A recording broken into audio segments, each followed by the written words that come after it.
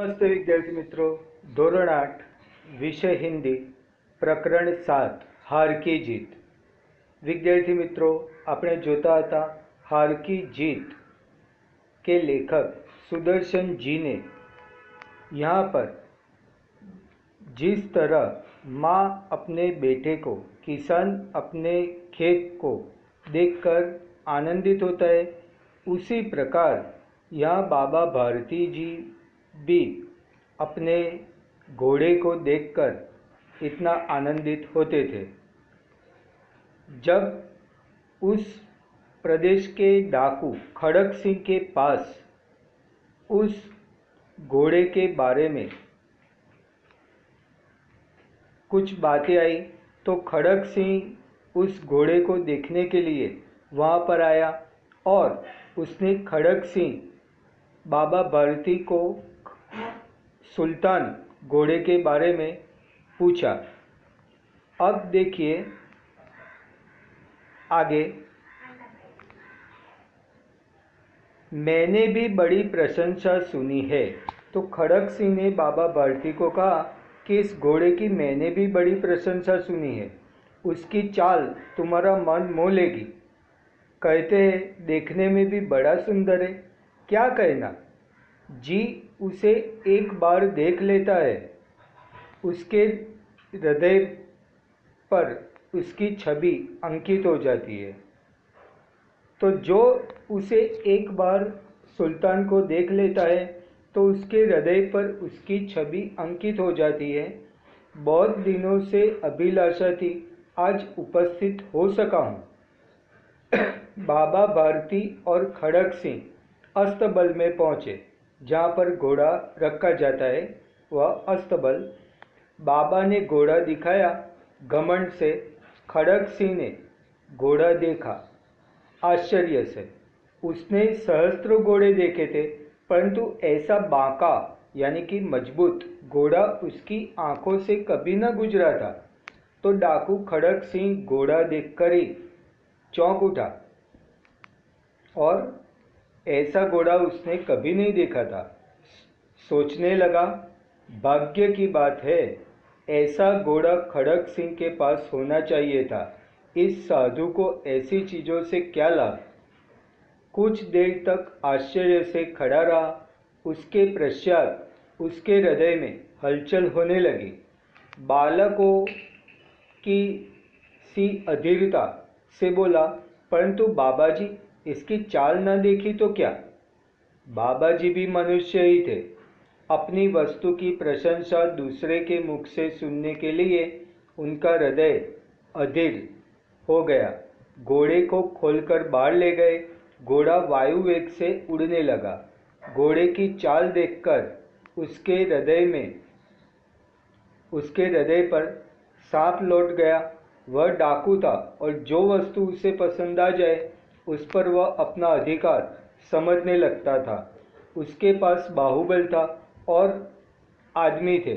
जाते जाते उसने कहा, बाबाजी मैं यह घोड़ा आपके पास न रहने दूंगा। बाबा भारती डर गए। तो खड़क सिंह ने मनोमन तय कर लिया और उसने बाबा भारती को भी बोला कि मैं ये घोड़ा आपके पास से ले जाऊंगा। बाबा भारती यह सुनकर डर गए। अब उन्हें रात को नींद न आती। सारी रात अस्तबल की रखवाली में कटने लगी। प्रति क्षण खड़क सिंह का डर लगा रहता था, परंतु कई महीने बीत गए और वह न आया। यहाँ तक कि बाबा भारती कुछ असावधान हो गए। संध्या का समय था। बाबा भारती सुल्तान की पीठ पर सवार होकर घूमने जा रहे थे। इस समय उनकी आँखों में चमक थी, मुख पर प्रसन्नता।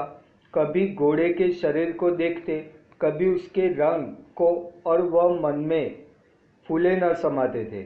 सहसा एक ओर से आवाज आई, ओ बाबा इस कंगले की सुनते जाना। आवाज में करुणा थी। बाबा ने घोड़े को रोक लिया। देखा एक अपाहिज वृक्ष की छाया में पड़ा करा रहा है। बोले, क्यों तुम्हें क्या कष्ट है।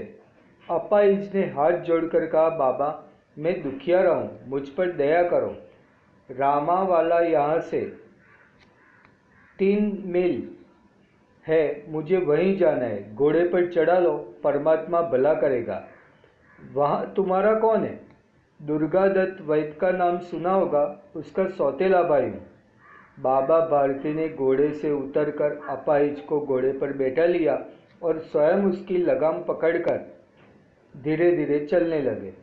सहसा उन्हें एक झटका सा लगा और लगाम हाथ से छूट गई।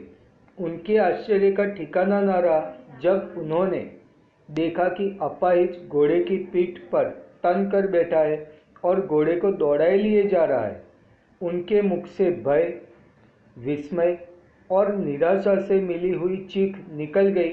वह अपाहिज डाकू खड़क सिंह था। बाबा भारती कुछ देर तक तो चुप रहे।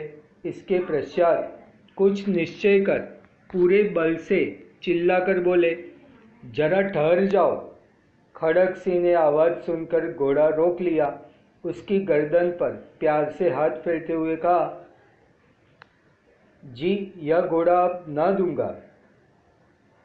तो इस प्रकार खड़क सिंह ने बाबा भारती के पास से घोड़ा ले लिया। मगर एक बात सुनते जाओ। खड़क सिंह ठहर गया। बाबा भारती ने निकट जाकर उसकी और ऐसी आंखों से देखा जैसे बकरा कसाई की ओर देखता है। फिर कहा, यह घोड़ा तुम्हारा हो चुका। मैं तुमसे इसे वापस करने के लिए नहीं कहूँगा, परंतु खड़क सिंह केवल एक प्रार्थना करता हूँ, उसे अस्वीकार न करना, नहीं तो मेरा दिल टूट जाएगा। बाबा जी आज्ञा कीजिए, मैं आपका दास हूँ, केवल यह घोड़ा ना दूंगा। अब घोड़े का नाम न लो, मैं तुमसे इसके विषय में कुछ न कहूँगा। मेरी प्रार्थना केवल यह है कि इस घटना को किसी के सामने प्रकट न करना। खड़क सिंह का मुंह आश्चर्य से खुला रह गया। उसका विचार था कि उसे घोड़े को लेकर यहाँ से भागना पड़ेगा, परंतु बाबा भारती ने स्वयं उससे कहा कि इस घटना को किसी के सामने प्रकट न करना। इससे क्या प्रयोजन सिद्ध हो सकता है? खड़क सिंह ने बहुत सोचा, बहुत सिर मारा, परंतु कुछ समझ ना सका। हार कर उसने अपनी आंखें बाबा भारती के चेहरे पर गड़ा दी और पूछा, बाबा जी, इसमें आपको क्या डर है? तो खड़क सिंह सोचने लगा कि ऐसा क्यों बाबा भारती कह रहे हैं कि यह बात किसी को मत बताना, क्योंकि उसने तो उसका घोड़ा चुरा लिया है। फिर क्यों न बताए? ऐसी बात बाबा भारती क्यों कर रहे हैं? सुनकर बाबा भारती ने उत्तर दिया, लोगों को अगर इस घटना का पता लग गया तो वे किसी गरीब का विश्वास न करेंगे। यह कहते कहते उन्होंने सुल्तान की ओर से इस तरह मुंह मोड़ लिया जैसे उनका कोई संबंध ही नहीं रहा हो। बाबा भारती चले गए, परंतु उनके शब्द खड़क सिंह के कानों में उसी प्रकार गूंज रहे थे। सोचता था, कैसे ऊंचे विचार है, पवित्र भाव है। उन्हें इस घोड़े से प्रेम था। इसे देखकर उनका मुख फुल्की नाई खिल जाता था। कहते थे, इसके बिना मैं न रह सकूँगा, इसकी रखवाली में वे कई रात सोए नहीं, भजन भक्ति न कर रखवाली करते रहे, परंतु आज उनके मुख पर दुख की रेखा तक दिखाई नहीं पड़ती थी।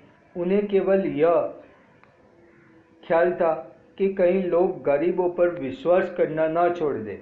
ऐसा मनुष्य मनुष्य नहीं, देवता है। रात्रि के अंधकार में खड़क सिंह बाबा भारती के मंदिर में पहुंचा। चारों ओर सन्नाटा था। आकाश में तारे टिमटिमा रहे थे। थोड़ी दूर गांव के कुत्ते भौंक रहे थे। मंदिर के अंदर कोई शब्द सुनाई न देता था। खड़क सिंह सुल्तान की बाग पकड़े हुए था। वह धीरे धीरे अस्तबल के फाटक पर पहुंचा। फाटक खुला पड़ा था। किसी समय वहां बाबा भारती स्वयं लाठी लेकर पहरा देते थे, परंतु आज उन्हें किसी चोरी, किसी डाके का भय न था। खड़क सिंह ने आगे बढ़कर सुल्तान को उसके स्थान पर बांध दिया और बाहर निकलकर सावधानी से फाटक बंद कर दिया। उस समय उसकी आंखों में नेकी के आंसू थे। तो बाबा भारती ने जो कहा खड़क सिंह को कि तुमने घोड़ा चुराया एक गरीब बनकर, तो यह बात किसी को मत बताना, क्योंकि लोग गरीबों पर विश्वास नहीं करेंगे, यकीन नहीं करेंगे। तो यह बात खड़क सिंह के दिल को छू गई। उसे पश्चाताप हुआ और उसने बाबा भारती के अस्ताबल में जाकर वहाँ पर घोड़ा बांध दिया। रात्रि का तीसरा पहर बीत चुका था। चौथा पहर आरंभ होते ही बाबा भारती ने अपनी कुटिया से बाहर निकल ठंडे जल से स्नान किया। उसके पश्चात इस प्रकार जैसे कोई स्वप्न में चल रहा हो, उनके पांव अस्ताबल की ओर बढ़े, परंतु फाटक पर पहुंचकर उनको अपनी भूल प्रतीत हुई। साथ ही घोर निराशा ने पांव को मन भर का बना दिया। वे वहीं रुक गए। घोड़े ने अपने स्वामी के पांव की चाप को पहचान लिया और जोर से हिनहिनाया। अब बाबा भारती आश्चर्य और प्रसन्नता से दौड़ते हुए अंदर घुसे और अपने प्यारे घोड़े के गले से लिपटकर इस प्रकार रोने लगे मानो कोई पिता बहुत दिनों के बिछड़े हुए पुत्र से मिल रहा हो। बार बार उसकी पीठ पर हाथ फेरते, बार बार उसके मुंह पर थपकियां देते। फिर वे संतोष से बोले, अब कोई गरीबों की सहायता से मुंह नहीं मोड़ेगा। तो इसी प्रकार इस प्रश्नों के उत्तर हमें तैयार करने हैं, क्योंकि यह जो प्रकरण है उस प्रकरण में बाबा भारती ने जिस प्रकार डाकू खड़क सिंह का हृदय परिवर्तन किया, वह हृदय परिवर्तन से खड़क सिंह वापिस सुल्तान को बाबा भारती के अस्ताबल में जाकर उसने बांध दिया। तो इस प्रकार अभी हम जो प्रश्नों के उत्तर है वह प्रश्नों के उत्तर देखेंगे। सबसे पहला प्रश्न है कि खड़क सिंह का हृदय परिवर्तन कैसे हुआ। तो खड़क सिंह का हृदय परिवर्तन कैसे हुआ? तो खड़क सिंह डाकू था और डाकू होने से उसके अंदर कुछ शैतानी बातें होती थी। बाबा भारती ने खड़क सिंह से प्रार्थना की थी कि वह घोड़ा भले ही ले जाए, पर घोड़ा हथियाने की यह बात किसी के सामने प्रकट न करे। जिस तरह छल कपट करके उसने घोड़ा बाबा से छीना, उसे सुनकर लोग किसी गरीब पर विश्वास नहीं करेंगे। उसे लगा कि बाबा आदमी नहीं देवता है, उन्हें अपनी हानि की नहीं गरीबों के नुकसान की चिंता है। उसे उनका घोड़ा लौटा देना चाहिए। इस प्रकार खड़क सिंह का हृदय परिवर्तन हुआ। दूसरा प्रश्न, अब कोई गरीबों की सहायता से मुंह नहीं मोड़ेगा। बाबा भारती ने ऐसा क्यों कहा?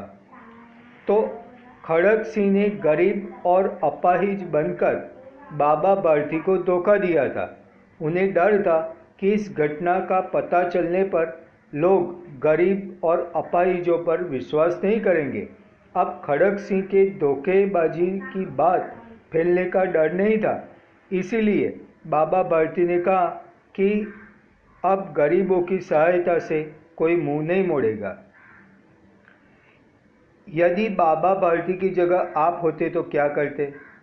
यदि बाबा भारती की जगह मैं होता तो थाने में जाकर यह शिकायत दर्ज करता कि डाकू खड़क सिंह से मुझे खतरा है।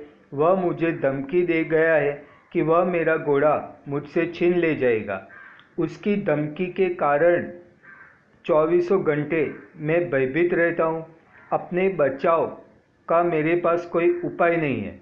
मैं थानेदार साहब से प्रार्थना करता हूँ कि वह इस संबंध में उचित कार्रवाई करे और मुझे इस खतरनाक डाकू के भय से मुक्त करे।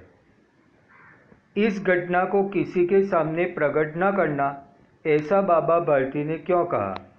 तो इस घटना को किसी के सामने प्रकट मत करना, ऐसा बाबा भारती ने इसलिए कहा क्योंकि बाबा भारती चाहते थे कि जो डाकू खड़क सिंह इसके बारे में सबको बताएगा तो लोग गरीबों पर विश्वास नहीं करेंगे, और इसी बात से बाबा भारती ने खड़क सिंह को बताया कि इस घटना को किसी के सामने प्रकट न करना। तो इस प्रकार इसके प्रश्नों के उत्तर आपको लिखने हैं। और